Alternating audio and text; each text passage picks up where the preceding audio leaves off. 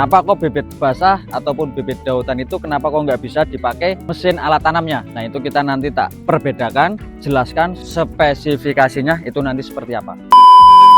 Salam satu lumpur buat semua sahabat Ponco Tani yang ada di Indonesia. Hari ini kami akan menjelaskan perbedaan mulai dari bibit kering sama bibit basah. Itu kenapa kok bibit basah ataupun bibit dautan itu kenapa kok nggak bisa dipakai mesin alat tanamnya. Nah itu kita nanti tak perbedakan, tak jelaskan spesifikasinya itu nanti seperti apa. Kita mulai dari perbedaan, mulai dari cara pembuatan ya untuk bibit. Untuk bibit daud ataupun bibit basah itu untuk pembuatannya itu untuk lahan itu biasanya memakan lahan yang sangat luas, itu untuk yang bibit basah.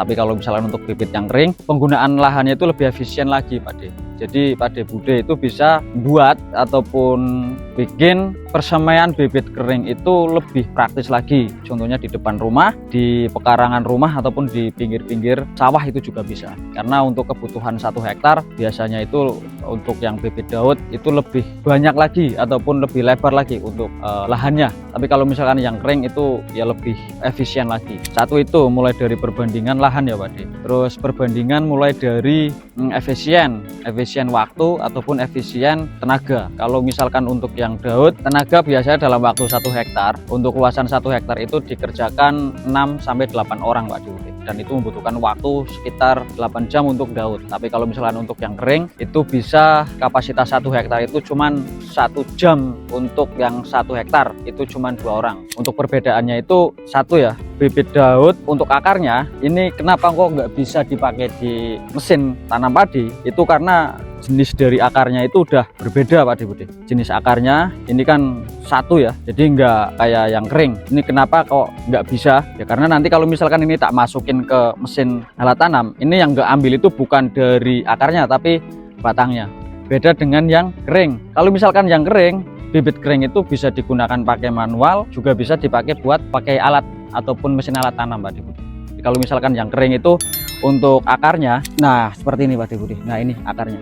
Nah akarnya itu dia saling berkaitan satu dengan yang lain. Nah ini di sini perbedaannya. Ini untuk ketebalan kita biasanya itu membuatnya di 1 cm ya untuk ketebalan media tanamnya. Terus ditambah lagi mungkin ada yang berpikiran alat tanam yang dari Ponco Tani ini bisa nggak sih kalau misalkan untuk bibit kering tapi umurnya yang lebih tua? Itu bisa Pak De. Kita pernah melakukan uji coba di lahan kita sendiri, jadi bibit itu di umur 40 hari dan itu bisa dan berdiri dengan sempurna. Jadi nggak ada masalah ya Pak De ya untuk bibit kering kalau misalkan ditanam di umur 40 hari ataupun 50 hari seperti itu. Jangan lupa subscribe, like, share, dan komen untuk video YouTube dari Ponco Tani. Demikian dari saya. Assalamualaikum warahmatullahi wabarakatuh. Salam satu lumpur dari Ponco Tani.